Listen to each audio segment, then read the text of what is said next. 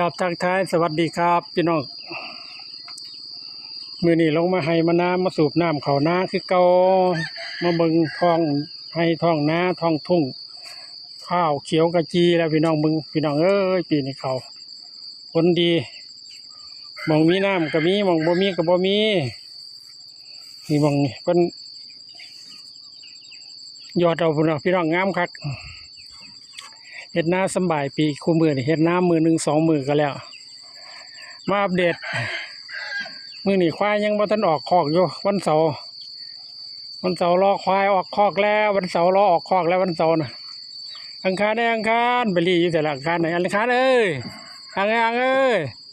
ปุ่นรีอยู่หลังแม่ตู้รีอยู่หลังแม่ตู้เพิ่นพี่น้องมาอัปเดตชีวิตวันเสาร์ในฤดูฝนไม่ได้ออกไปเลาะเกี่ยวหญ้าให้กินพี่น้องเอ้ยวันเสาร์เกี่ยวหญ้าเพิ่นเกี่ยวหญ้าให้กินในวันเสาร์นี่เบิ่งจะไปสนคอกเบิ่งจะไปสนนี่ฉันได้ออกบ่ลูกแหละใหญ่หลายแล้ววันเสาร์ก็ได้อังคารก็ใหญ่หลายแล้วอังคารก็ใหญ่หลายแล้ววันเสาร์ก็ใหญ่หลายแล้วพุ่น3 เดือนเข้ามา4 เดือนพี่น้องไปแม่เพิ่นใหญ่ยุงเห็นหลายพี่น้องน้ำให้น้ำนาแมงบอกแมงวันธรรมดาล่ะน้ำเลาะขอกงัวขอกควายก็ได้อัปเดตชีวิตชาวให้ชาวนาครับ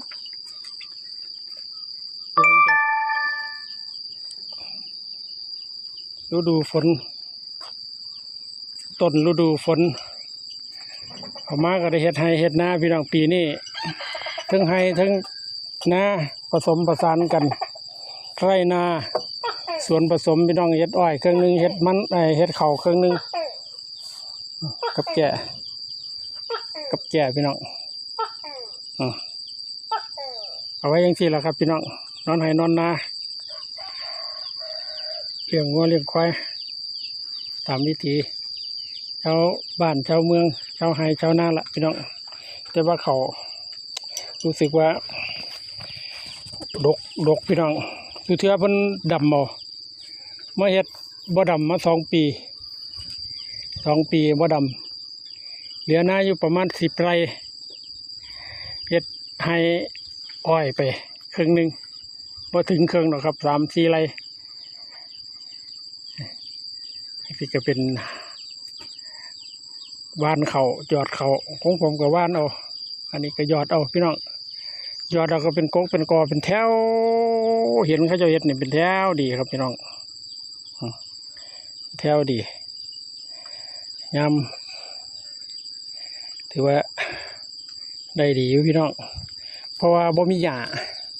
จังใดที่จังว่าบ่มีหญ้าพอดีฝนมาเขากำลังขึ้นหญ้ากำลังสิปงเลยแต่ว่าเขาขึ้นแล้วฝนมาน้ำเขามีน้ำขังให้ได้มองได้มีน้ำขังก็สบายพี่น้องสบายเลยให้นี่ให้ใหญ่ให้ขอกควายเพิ่นว่าให้ขอกควายน้ำก็พุ่นน้ำพี่น้องบ่ขาดน้ำห้วยนี่ถือว่าบ่ขาดน้ำบ่ขาดแต่ว่ากะทิคุณแน่โอ้ต้นไผ่โคนพี่น้องว่าอยู่มันคือเป็นแป่นต้นไผ่ต้นนี้โคนไม่ดำขวัญไม่เลี้ยงใกล้ๆแล้วครับเนี่ยปลูกไว้ตะฟังห้วยกินเขามาเรื่อยแล้วน้ำไหลเนาะน้ำเซาะน้ำไหลลงไปเรื่อยน้ำไหลลงไปเรื่อยเซาะลงไปเรื่อยโอ้ป่างวมพุ่นพี่น้องพุ่นป่างวมเนี่ยพุ่นป่างวมมาเบิ่งป่างวมพี่น้องจิ้มอยู่ป่างวมน้ำเขาจะมายกสะดุ้งแต่ว่านี่บ่มายกเลยซ้อมเบิ่งมันเป็นหม่องเอางัวเอาควายลงกินน้ มองนี่พี่น้องมาป่างวามอยู่ฟังคนงอมจิ้มอยู่คนป่างอมพี่น้อง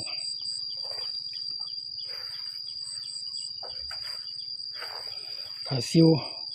วปลาขาว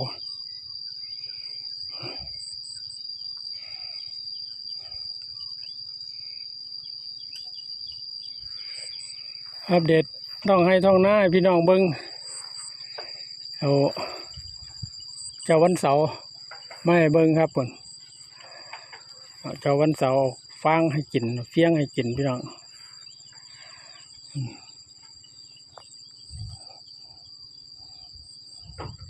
ภาษา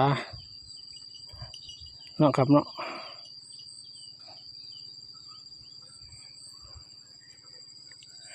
ของน้ำนี้ก็โอ้ดีว่ามีหญ้าพี่น้องหญ้าก็ที่มีแน่แต่พวกหญ้ากกพวกกกน้ำกกหน้าผือหน้าให้ไหนว่ามีน้ำก็กกหน้าผือหน้าหลาย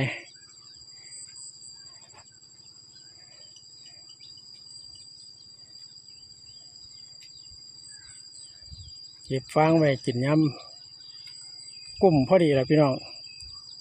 ถือว่ากุ้มทั้งหญ้าทั้งฟางละเอาให้กินยำกลางคืนเมื่อคืนนะพี่น้องตั้งไปให้เอา4 ตัว 5 ตัวพี่น้องมีควายเถิกตัวหนึ่งควายแม่3 4 ตัวควายแม่ออกไม่ตัวหนึ่งอังคารแต่ว่าตัวใหญ่ไว้อยู่พี่น้องคนน่ะหน้าตลอนอยู่คน มันเดี๋ยวพวกเขาบ่คุ้นง่ายๆได้ครับคุ้นคนคุ้นแต่เจ้าของพ่อเพิ่นผู้เพิ่นเลี้ยงถือกันดีแท้ๆกับพ่อเพิ่นถือกันดีแท้ๆกับพ่อเพิ่นเอามาฝากมาต้อนครับพี่น้องชีวิตชาวไร่ชาวนาตามวิธีลงคลิปเฮ็ดไร่เฮ็ดนาปีนี้พี่น้องเอ้ยสิเราอุดมสมบูรณ์ได้พี่น้องปีนี้อุดมสมบูรณ์เต็มอยู่น้ำทามาต่อหัวปีเดือน5เดือนพฤษภาก็เริ่มมาละได้เฮ็ดไร่เฮ็ดนาช่วงถือว่าถ้าผู้ใดกำลังดำอยู่ช่วงนี้ถือว่าบ่หลาครับแต่ว่าถ้าไปเดือนหน้าจังดำเนี่ยหลาพี่น้องกูมือนี่เป็นว่าหลาแล้วซาแล้วไปเพราะว่ากูมือนี่มันทันฝนไว้มาไว้คือบ่คือสมัยข้างก่อนข้างสมัยพวกมาผมยังเป็นเด็กน้อยอยู่เป็นเด็กน้อยนี่เฮ็ดไร่เฮ็ดนานี่เป็นเดือนนานี่กำลังไถหดแล้วช่วงนี้เดือนพฤษภาตกกาไถหดมีถุนาจังไม่ได้ดำพี่น้อง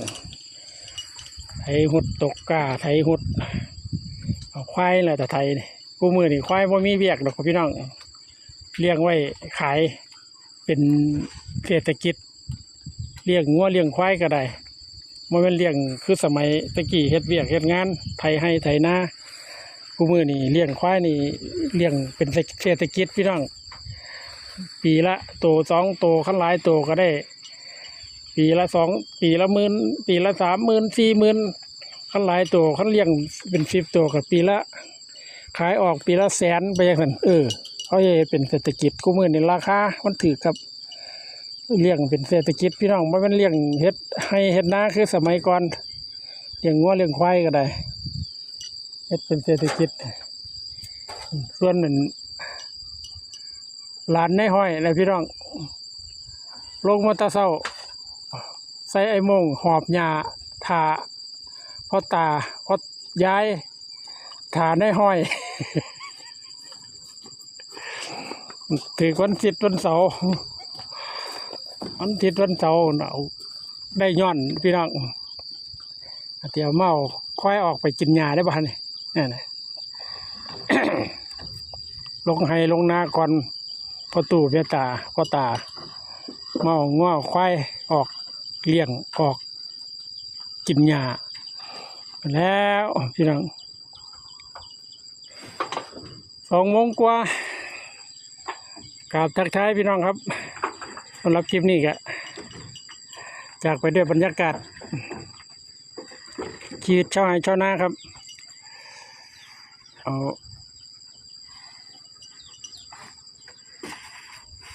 ไอ้หนุ่มร้านนายห้อยเอาควายเอาคอกพี่น้อง